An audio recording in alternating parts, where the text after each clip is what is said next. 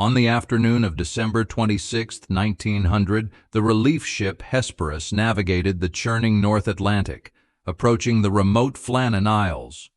The crew expected the welcoming beam of the newly constructed lighthouse, a vital beacon for ships navigating the treacherous Scottish coast.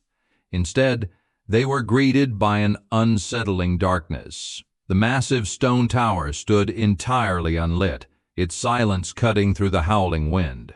No flag flew from the staff, and no provision boxes awaited replenishment on the landing slip. The isolation of the sea had swallowed the outpost whole. When relief keeper Joseph Moore finally breached the heavy doors of the compound, the stillness inside defied all logic. The massive lighthouse lamp was meticulously cleaned, trimmed, and fully refilled with oil, ready for an evening that never came. The kitchen revealed a similarly suspended reality. A single chair lay overturned on the stone floor, while the ashes in the grate were cold and dead. The compound's clocks had simply stopped ticking. 3 men had occupied this structure, yet the space felt as though it had been vacant for days. This was the dawn of the 20th century, an era when maintaining a maritime beacon was a prestigious, highly disciplined profession. The 3 keepers assigned to Alien Moore, the largest of the Flannan Isles, were seasoned veterans of the Northern Lighthouse Board. James Ducat, Thomas Marshall, and Donald MacArthur understood the unforgiving nature of the ocean. They were men bound by strict operational protocols, governed by rigorous schedules, and uniquely trained to withstand extreme isolation. Their sudden absence from a locked, secure facility was not merely unusual, it was entirely unprecedented. The most cryptic clues emerged from the official logbook left behind on a desk. Entries leading up to December 14th described a severe storm, one of the worst the men had ever witnessed, with winds tearing across the island. The final chilling entry, dated December 15th, simply stated that the storm had ended, the sea was calm, and God was over all. Yet meteorological records from nearby coastal stations showed no evidence of a massive storm in the area on those specific dates. The weather, according to mainland instruments, had been relatively calm. Superintendent Robert Muirhead arrived days later to conduct a formal inquiry into the baffling maritime mystery. He painstakingly reconstructed the timeline, examining the physical state of the island's exterior. High above the water at the western landing, massive iron railings were bent and twisted out of shape. A heavy supply box had been shattered, and turf was ripped from the cliff face at an astonishing height of 200 feet above sea level. The sheer kinetic energy required to cause such devastation pointed to a localized catastrophic weather event. Muirhead ultimately concluded that the men were victims of a rogue wave, a massive, spontaneous surface wave that occurs far out at sea or violently strikes coastal cliffs. Unlike tsunamis, which are generated by seismic activity, rogue waves are created by the chance alignment of multiple smaller wave crests merging into a single towering wall of water. The official report suggested that 2 of the men were securing gear at the western landing when this sudden monstrous swell rushed up the narrow inlet, sweeping them away in an instant.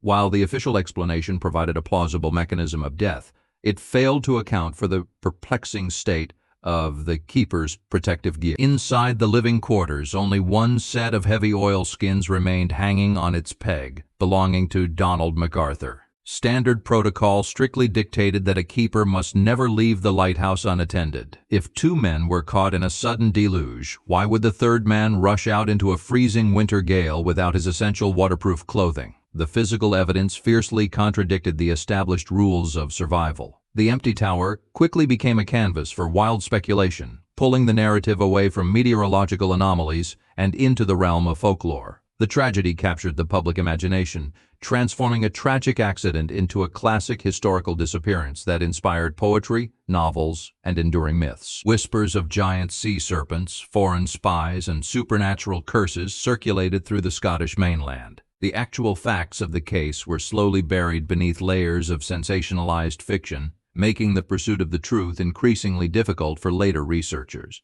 Modern historians and maritime experts have systematically dismantled these fantastical claims. The notion of a violent mutiny or a descent into madness, often fueled by the allegedly strange logbook entries, ignores the psychological resilience of the men involved. Furthermore, subsequent analysis revealed that the poetic, fear-filled logbook entries were likely later fabrications, embellished by early 20th century journalists seeking a more dramatic narrative. The genuine records were entirely mundane, documenting nothing more than routine maintenance and standard weather observations right up until the day the men vanished.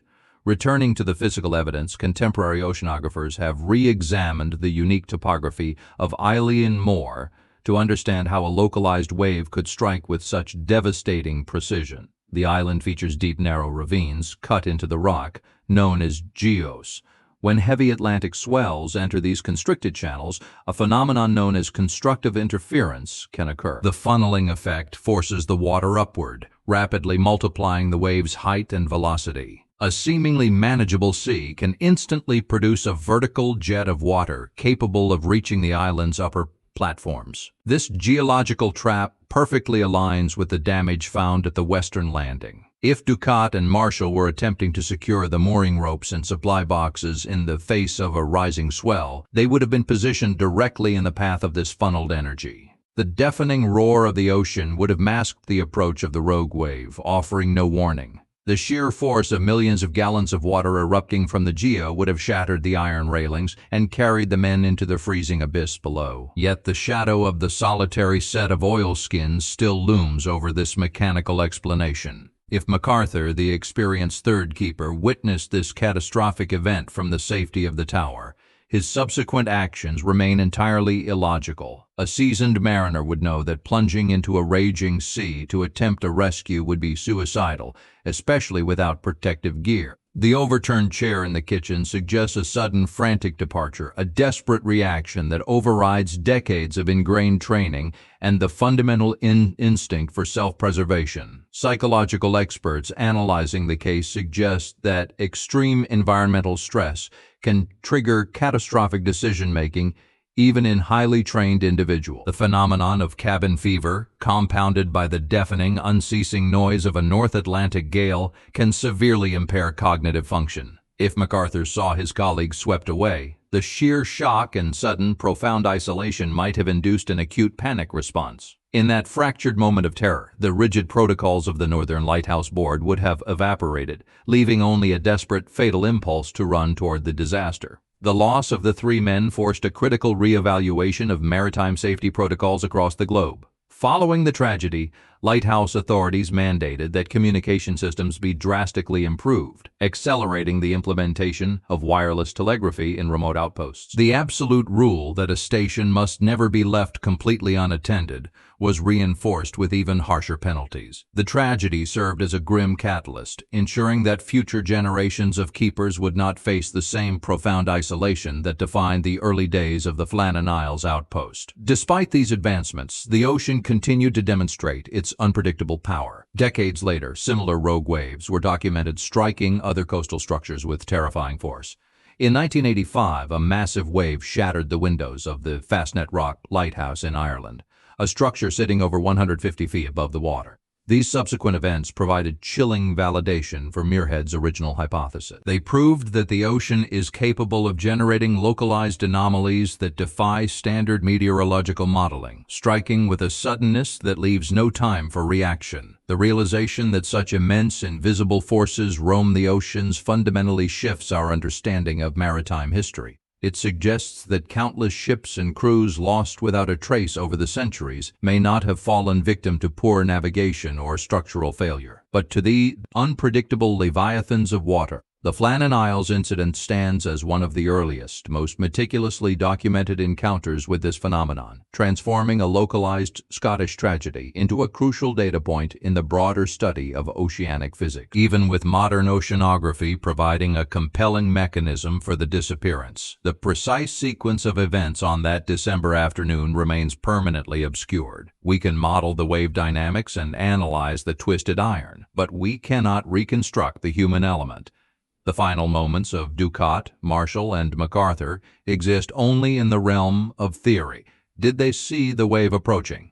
Did MacArthur run out to save them? Or was he drawn out by something else entirely? The physical evidence simply stops, offering no definitive answers. Today, the lighthouse on Islay and Moore is fully automated, its beam controlled by computers miles away on the mainland. The era of the solitary keeper braving the elements to guide ships through the dark has faded into history. The stone tower remains a silent monument to the men who vanished and a testament to the raw, untamable power of the natural world. It stands as a stark reminder that despite our technological advancements, there are still boundaries where human control abruptly ends, and the chaotic forces of the earth take over. There is a profound irony in the nature of this specific mystery. A lighthouse is constructed for the singular purpose of illumination, designed to pierce the darkness and provide clarity in the most dangerous environments. Yet this beacon of safety became the epicenter of an impenetrable shadow. The structure that was meant to guide men away from the hazards of the sea ultimately became the very trap that delivered them to it. The light continued to burn, but the truth was swallowed by the tide. Some researchers continue to push alternative theories, suggesting that a sudden, localized microburst of wind rather than a wave could have swept the men from the cliffs. A microburst, a powerful downdraft that induces an outward burst of damaging winds at the surface, could theoretically generate enough force to bend the iron railings and carry 3 heavy men into the sea. This meteorological phenomenon would leave no warning signs in the broader weather patterns, perfectly explaining why mainland stations recorded calm conditions while destruction reigned on the island. However, the microburst theory struggles to explain the specific pattern of damage at the western landing, which strongly indicates an upward thrust of energy rather than a downward blast. The turf ripped from the cliff face and the shattered supply box point directly to a force rising from the water, not descending from the sky. While investigating these multiple theories is essential to the scientific process, the physical scars on the island consistently lead investigators back to the terrifying reality of a massive funneled wave. The enduring fascination with this case stems from its perfect balance of evidence and absence. We have the stopped clocks, the overturned chair, and the twisted iron, creating a highly detailed crime scene. Yet the primary subjects are missing, leaving an agonizing void where the resolution should be. It challenges our deep-seated need for narrative closure, forcing us to confront the uncomfortable reality that some historical events are simply too fragmented to ever be fully reconstructed. Historians recognize that the Flannan Isles incident occupies a unique space in the annals of the unexplained. It is neither a ghost story nor a simple accident, but a complex intersection of human psychology, extreme geography, and unpredictable physics. It serves as a masterclass in how an isolated incident can rapidly evolve into a legend when the facts are insufficient to satisfy public curiosity. The true legacy of the keepers is not just their tragic end, but the century of rigorous inquiry their disappearance provoked. As the North Atlantic continues to batter the cliffs of Islay and Moore, the empty tower watches over the restless water. The 1900 disappearance of the Flannan Isles keepers remains a defining enigma of the sea. It is a stark narrative of duty, isolation, and the overwhelming supremacy of nature. While science offers plausible models and historians strip away the folklore, the core of the mystery persists. It stands as a classic historical disappearance at sea, a puzzle with multiple theories, but ultimately no definitive answers.